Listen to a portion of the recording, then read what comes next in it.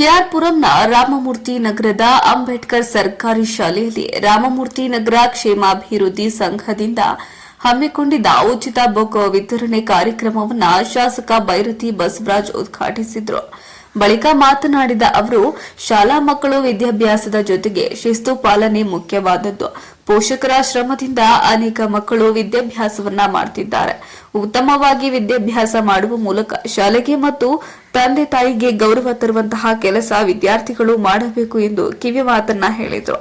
ಇನ್ನು ಸಂಘ ಸಂಸ್ಥೆಗಳು ವಿದ್ಯಾರ್ಥಿಗಳಿಗೆ ಉತ್ತೇಜಿಸುವ ಸಲುವಾಗಿ ಪ್ರತಿ ವರ್ಷ ಅಗತ್ಯವಿರುವ ಪೆನ್ನು ಪುಸ್ತಕಗಳನ್ನು ಉಚಿತವಾಗಿ ನೀಡುತ್ತಿದೆ ಎಂದರು.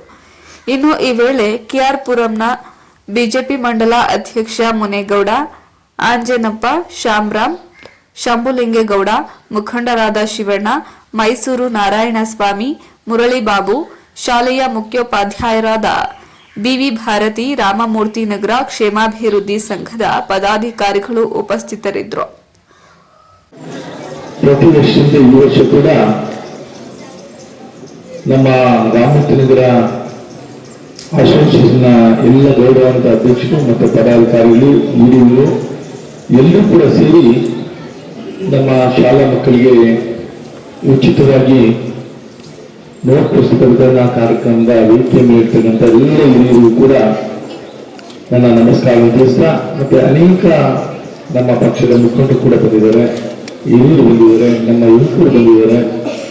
ಈ ಭಾಗದ ಎಲ್ಲ ಯುವಕರು ಎಲ್ಲರೂ ಕೂಡ ನಾನು ಮತ್ತೊಮ್ಮೆ ಹೃದಯಪೂರ್ವಕವಾಗಿ ನಮಸ್ಕಾರ ತಿಳಿಸ್ತಾ, ಮತ್ತೆ ಈ ಶಾಲೆಯ ಎಲ್ಲ ಪ್ರಾಧ್ಯಾಪಕರು ಕೂಡ ನಮಸ್ಕಾರ ತಿಳಿಸ್ತಾ, ಇದೊಂದು ಅದ್ಭುತ ಶಾಲೆ ಅಂದರೆ ತಪ್ಪಾಗಲಾರದು. ಅನೇಕ ವಿಚಾರಗಳನ್ನ ಎಲ್ಲೂ ಕೂಡ ಮಾತಾಡಿದ್ದೇವೆ, ನಾನು ಹೆಚ್ಚು ಮಾತಾಡೋದಿಲ್ಲ. ಯಾಕಂದ್ರೆ ನನಗೆ ಇನ್ನೂ ಅಲ್ಲಿ ಈ ಏನು ರಾಜಕಾಲುವೆಯ ಪೂಜೆಯನ್ನು ಕೂಡ ಇಟ್ಕೊಂಡಿದ್ದೇನೆ, ಅಲ್ಲಿ ಕೂಡ ಎಲ್ಲ ಜನ ಕಾಯ್ತಾ ಇದ್ದಾರೆ. ಹಾಗಾಗಿ ನಾನು 8 ಬರ್ತೀನಿ ಅಂತೇಳಿ ಆಂಜನೇಯರಿಗೆ ಹೇಳಿದ್ದೆ. ಕರೆಕ್ಟಾಗಿ 8 ನಾನು ಶಾಲೆಗೆ ಬಂದಿದ್ದೇನೆ. ಆದ್ರೆ ನಮ್ಮ ಮಕ್ಕಳು ಇಲ್ಲ ಒಂದ್ ಕಡೆ ನಾನು ದಾರಿಯಲ್ಲಿ ಬರ್ಬೇಕಾದ್ರೆ ನಮ್ಮ ಮಕ್ಕಳಿಗೂ ಕೂಡ ಹೇಳಿದೆ, ಯಾಕೆ ಇನ್ನು ಬೇರೆ ಹೋಗ್ತಾರೆ, ನೀವು ಇಲ್ಲೇ ಇದ್ದೀರಾ ಅಂತ ಹೇಳಿ ಕೆಲವರು ಮಕ್ಕಳು ಕೂಡ ಕಿವಿ ಮಾತಾಡಿದೆ. ಈಗ ಹಿರಿಯರು ಹೇಳ್ತಾ ಇದ್ದೀವಿ, ಶಿಸ್ತು ಬಹಳ ಮುಖ್ಯ. ಮತ್ತೆ ಇವತ್ತು ನಿಮ್ಮ ತಂದೆ ತಾಯಿಯಂದ್ರೆ ಇವತ್ತು ಬಹಳ ಕಷ್ಟಪಟ್ಟು ನಿಮ್ಮನ್ನ ಶಾಲೆಗೆ ಕಳಿಸ್ತಾ ಇದ್ದಾರೆ. ಯಾಕೆ ನೀವು ಓದಿ ಒಂದು ಉನ್ನತ ಸ್ಥಾನವನ್ನು ಪಡೆದ್ರೆ ನಮ್ಮ ಕುಟುಂಬಕ್ಕೆ ನೀವು ಆಧಾರ ಅನ್ನೋ ಒಂದು ದೃಷ್ಟಿ ಇಟ್ಕೊಂಡು ಇವತ್ತು ನಿಮ್ಮನ್ನ ಕಷ್ಟಪಟ್ಟು ನಿಮ್ಮ ತಂದೆ ತಾಯಂದ್ರು ನಿಮ್ಮನ್ನ ಶಾಲೆಗೆ ಕಳಿಸ್ತಾ ಇದ್ದಾರೆ. ನೀವು ಇದನ್ನ ಗಮನದಲ್ಲಿ ಇಟ್ಕೊಂಡು ಕೆಲಸವನ್ನ ಇಲ್ಲಿ ಇರ್ತಕ್ಕಂಥ ಎಲ್ಲ ಇದೆ. ಇವತ್ತು ನಮ್ಮ ಹಿಡಿದು ನಮ್ಮ ಈ ಶ್ಯಾಮರಾಮಂಗ ಹಿಡಿದು ನಮ್ಮ ಶಂಭುಲಿಂಗೇಗೌಡರು ಒಂದು ನಮ್ಮ ಅಧ್ಯಕ್ಷರಿಂದ ಹಿಡಿದು ಎಲ್ಲ ಹಿರಿಯರು ಮನೆ ಹತ್ರ ಬಂದು ಕೂತು ನಮ್ಗೆ ಒತ್ತಾಯವನ್ನು ಮಾಡಿ, ನಮಗೆ ಇದು ಮಾಡಿ ಪ್ರೆಸೆಂಟ್ ಮಾಡಿ ಇವತ್ತು ಕೆಲಸಗಳನ್ನು ಮಾಡ್ತಂತ ಕೆಲಸವನ್ನು ಮಾಡ್ತಾರೆ. ಹಾಗಾಗ್ಬೇಕು. ಹಾಗಾದಾಗ ಮಾತ್ರ ನಮಗೂ ಒಂದ್ ಕಡೆ ಮನವರಿಕೆ ಆಗ್ತದೆ. ಇಲ್ಲಪ್ಪ ಹಿರಿಯರು ಬಂದಿದ್ರು, ಆ ಕೆಲಸ ಏನಾಯ್ತು, ಆ ಕೆಲಸ ಆಗ್ತೋ ಇಲ್ವೋ ಅನ್ನೋದು ನಮಗೂ ಕೂಡ ಏನು ಅಂದ್ರೆ ಬೈದ ವಾತಾವರಣದಲ್ಲಿ ನಾವು ಕೆಲಸ ಮಾಡ್ತೀವಿ. ಹಾಗಾಗಿ ಇವತ್ತು ಕ್ಷೇತ್ರ ಸಾಕಷ್ಟು ಅಭಿವೃದ್ಧಿ ಕೆಲಸಗಳನ್ನ ಮಾಡಿದ್ದೇವೆ. ಕಳೆದ 10 ವರ್ಷದಲ್ಲಿ ಈ ಕ್ಷೇತ್ರದಲ್ಲಿ ಸಾಕಷ್ಟು ಅಭಿವೃದ್ಧಿ ಕೆಲಸಗಳನ್ನು ನಾವು ಕೈಗೆತ್ತಿಕೊಂಡಿದ್ದೇವೆ. ಈಗ ಇನ್ನೂ ಕೂಡ ಮುಂದೆ ಕೂಡ ಮಾಡುವಂತ ಅವಕಾಶಗಳು ನೀವು ಕೊಟ್ಟಿದ್ದೀರಾ. ಆದರೆ ಎಲ್ಲವೂ ಕಡೆ ಅನುದಾನದ ಕೊರತೆ ಇರೋದ್ರಿಂದ ನಾವು ಸರಿಯಾದ ರೀತಿಯಲ್ಲಿ ರಸ್ತೆಗಳ ನಿರ್ವಹಣೆ ಮಾಡಲಿಕ್ಕೆ ಸಾಧ್ಯ ಆಗ್ತಾ ಇಲ್ಲ.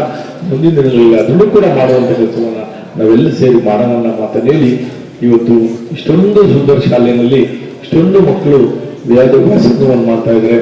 ನನ್ನೆಲ್ಲ ಮಕ್ಕಳಿಗೆ ಈ ಸಂದರ್ಭದಲ್ಲಿ ಶುಭವನ್ನು ಹಾರೈಸ್ತೇನೆ. ನಿಮ್ಮ ಬಾಳು, ನಿಮ್ಮ ಇದು ಆ ಜ್ಯೋತಿಗಳ ರೂಪದಲ್ಲಿ ತರಲಿ.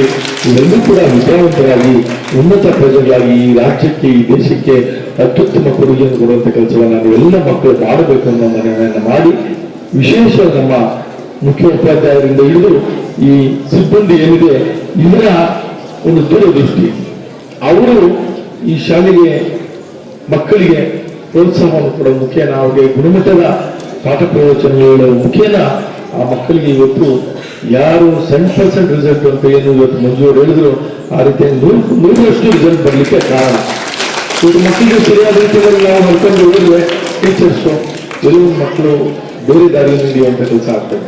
ಹಾಗಾಗಿ ಆ ಕೆಲಸವನ್ನ ಇಲ್ಲಿನ ಪ್ರಾಧ್ಯಾಪಕರವರು ಮಾಡಿರ್ತಕ್ಕಂಥದ್ದು ನಿಜ ಕೂಡ ಶ್ಲಾಘನೀಯ ಅನ್ನೋ ಮಾತನ್ನು ಕೂಡ ಈ ಸಂದರ್ಭದಲ್ಲಿ ನಾನು ಪುನರುಚ್ಚಾರ ಮಾಡಿ ಇದು ಪ್ರತಿ ವರ್ಷ ಹೀಗೆ ಮುಂದುವರಿಲಿ. ನನ್ನ ಸಹಕಾರ ಸದಾ ಇರ್ತದೆ. ನಮ್ಮ ಅಸೋಸಿಯೇಷನ್ನ ಎಲ್ಲ ಗೌರವದ ಅಧ್ಯಕ್ಷರಿಂದ ಎಲ್ಲ ಪದಾಧಿಕಾರಿಗಳಿಗೆ ನಾವು ಇರ್ತದೆ. ನಾನು ಅವರ ಪಾಡುಗಳಿಗೂ ಕೂಡ ನನ್ನ ಕೃತಜ್ಞತೆಗಳು ನಮಸ್ಕಾರಗಳಲ್ಲಿ ತಿಳಿಸ್ತೇನೆ. ಯಾಕಂದ್ರೆ ಮನುಷ್ಯನ ಸೇವಾಭಿವೃದ್ಧಿ ಸಭೆಯಿಂದ ಉಚಿತ ಪುಸ್ತಕವನ್ನು ಕೊಡ್ತಾ ಇದ್ದಾರೆ.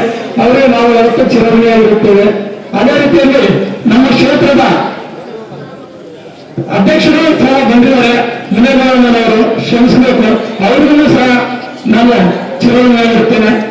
ಅದೇ ರೀತಿಯಲ್ಲಿ ಇವತ್ತು ನಮ್ಮ ರಾಮಮೂರ್ತಿನಗರ ಶಾಲೆ ಅಂದ್ರೆ ಒಂದು ಅಧಿಕಾರಿಗಳು ಒಳಗಡೆ ಬರ್ತಾ ಇರಲಿಲ್ಲ. ಒಂದು ಕೆರೆ ತರ ಇತ್ತು, ಹಳ್ಳಿ ಹೊರಗಲ್ಲಿತ್ತು. ಆ ಗೇಟಿಂದ ಈಚೆಗೆ ನೋಡಿ ಹಂಗೆ ಹೋಗ್ತಾ ಇದ್ರು. ಈ ಮಕ್ಕಳು ಕೆರೆ ತರ ಆಗ್ಬಿಟ್ಟಾಗ ಅಂದ್ರೆ ಕಲ್ಲತ್ತು ಈಜಾಡ್ಕೊಂಡು ಈ ಕಡೆ ಆ ಕಡೆ ಹೋಗೋದು, ಆ ಕಡೆ ಈಜಾಡ್ತಾ ಇದ್ರು.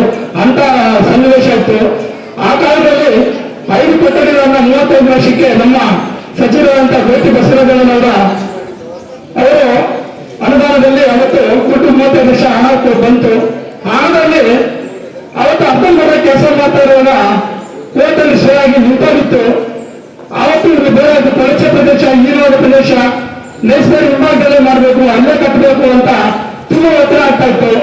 ಆ ಕಾಲದಲ್ಲಿ ಆತ ಇರೋದನ್ನ ಹತ್ರ ಹೋಗಿ ಹೇಳ್ಕೊಂಡೆ, ಹಣ ಇಲ್ಲಿ ಸುಮಾರು 4-5 ಸಾವಿರ ವೋಟರ್ಸ್ ಬೇರೆ ಮನೆಗಳಿಗೆ ತುಂಬಾ ಅನುಕೂಲ ಆಗುತ್ತೆ ಇಲ್ಲಿ ಮಾಡ್ಕೊಡೋದ್ರಿಂದ.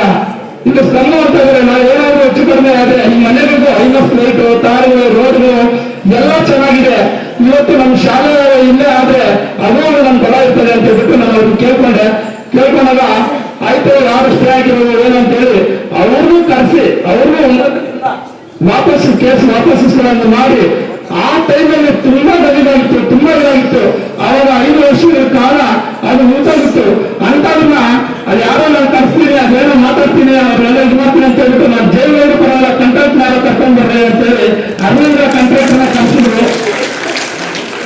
ಆ ಕರ್ಸಿದಾಗ ಅವ್ರು 15 ಕಾಂಟ್ರಾಕ್ಟ್ ನಾನು 35 ಲಕ್ಷದಲ್ಲಿ ನಾನು ಕಟ್ಟಕ್ಕಾಗಲ್ಲ, ನನಗೆ ತುಂಬಾ ಲಾಸ್ ಆಗುತ್ತೆ. 5 ವರ್ಷದಿಂದ ಅದರ ಇದು ಖರ್ಚೆಲ್ಲ ಜಾಸ್ತಿ ಆಗುತ್ತೆ. ಮನೆಯೋದು, ಸಿಮೆಂಟ್, ಡಸ್ಟ್, ಕಂಬಿ ಇದೆಲ್ಲ ಏನೇನಿರ್ತದೆಲ್ಲ ಸಾಮಾನುಗಳೆಲ್ಲ ಜಾಸ್ತಿ ಅಂತ ನನ್ನ ಕೈಯಲ್ಲಿ ಆಗಲ್ಲ ಅಂದ್ರು. ಆಗ ಅಣ್ಣವರು ಇದಕ್ಕೆ ಏನಂತ ಮಾಡ್ಬೇಕು, ಎಷ್ಟು ಖರ್ಚಾಯ್ತು ಒಂದು ಎಸ್ಟಿಮೇಟ್ ಹಾಕೊಂಡು ಬಂದಿದ್ರು. ಇನ್ನೂ ಒಂದು 25 ಲಕ್ಷ ಜಾಸ್ತಿ ಆಗುತ್ತೆ ಅಂತ ಹೇಳಿದ್ರು.